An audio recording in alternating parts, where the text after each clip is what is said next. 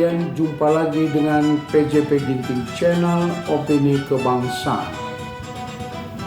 Topik yang dibahas kali ini adalah Presiden Jokowi aib demokrasi Indonesia. Proses kekuasaan politik Jokowi yang dimulai dari Wali Kota Solo, Gubernur DKI Jakarta, dan Presiden Indonesia melalui jalur dan tahapan demokrasi sesuai dengan Konstitusi Undang-Undang Dasar 45 dan seluruh turunannya, termasuk peraturan Komisi Pemilihan Umum. Jokowi menjadi wali kota dengan pengusung utama PDI Perjuangan, Gubernur DKI Jakarta yang juga diusung oleh PDI Perjuangan dan Gerindra.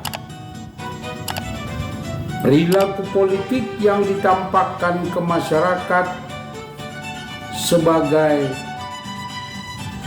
merakyat, sederhana, lugu, jujur, ramah, dan tegas dalam mengambil keputusan. Pun ketika menjadi presiden, perilakunya sama. Kebijakan yang diperlihatkan berpihak kepada rakyat kecil, sehingga kemana-mana Jokowi disanjung dan dipuji oleh rakyat. Namun ketika Jokowi menjadi presiden untuk periode kedua, langkah politik yang diambil dan dijalankan sudah mulai kelihatan tanda-tanda mencederai demokrasi. Lawan-lawan politiknya dirangkul satu persatu, ditarik ke jajaran kekuasaan, sehingga kekuasaan Jokowi tidak mempunyai penyeimbang lagi sebagai oposisi.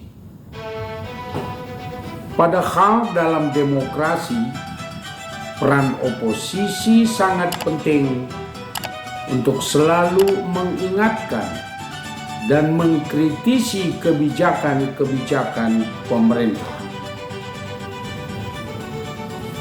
Dampaknya, semua kemauan dan kebijakan Jokowi sangat mudah untuk dijalankan karena tidak ada kritisi dari pihak oposisi. Tidak ada perlawanan dari fraksi-fraksi partai politik di parlemen.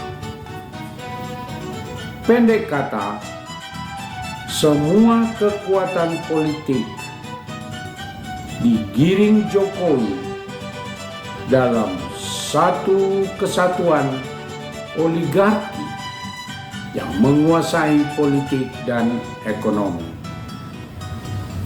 termasuk memaksakan anaknya Gibran dan menantunya Bobi memasuki pentas kekuasaan politik menjadi wali kota Solo dan Medan. Dan pada saat itu tidak ada kelompok politik yang berani melawan keinginan Jokowi. Bahkan ketika anak bungsunya Kaesang yang baru 2 hari jadi anggota PSI langsung didapuk menjadi ketua umum atas pengaruh Jokowi.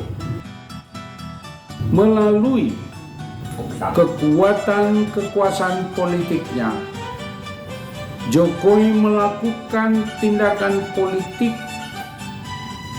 KKN ke Mahkamah Konstitusi yang membuka jalan bagi Gibran anaknya menjadi cawapres.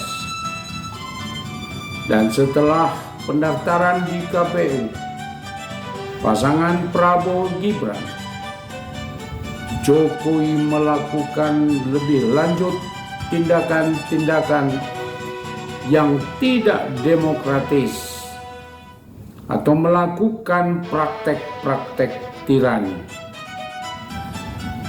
mengganti pejabat-pejabat strategis dengan para kroni,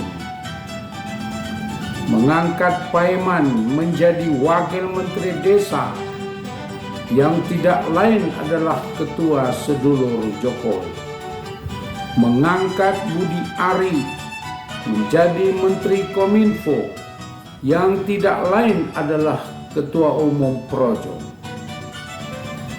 mengangkat Amran Sulaiman menjadi menteri pertanian yang dulu sudah diberhentikannya, mengangkat Wakasat Agus menjadi Kasat, dan baru seminggu langsung diusulkan jadi Panglima. Dan tersebar informasi dalam waktu dekat beberapa menteri, kepala BIN akan digantikan oleh orang-orang yang terafiliasi dengan Jokowi.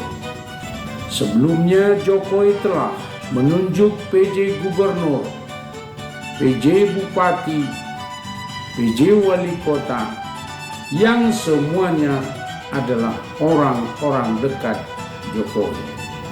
Jokowi benar-benar telah menjadi tiran sekaligus aib demokrasi. Tentang ini, berbagai media dalam dan luar negeri telah menyoroti bahwa Jokowi dari seorang pemimpin dari proses demokrasi kini telah berubah menjadi tiran dan melakukan praktek politik dinasti. Mencermati keadaan ini, tidak ada jalan lain bahwa masyarakat sipil harus bersatu padu untuk melakukan tekanan-tekanan untuk menghentikan aksi-aksi tirani yang hendak mengubur demokrasi hanya semata-mata demi kelanggengan kekuasaan.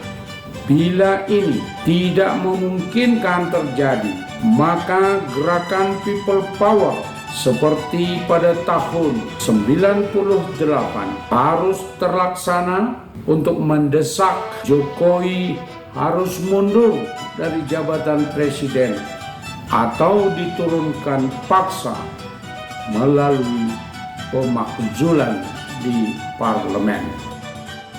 Saudara, demikianlah kajian kita kali ini. Sampai jumpa di video berikutnya. Tetap pantau PJP Ginting Channel Opini Kebangsaan untuk konten-konten menarik lainnya. Jangan lupa subscribe, like, komen, dan share, serta tekan lonceng notifikasi agar kami tetap dapat mengirimkan video selanjutnya. Terima kasih.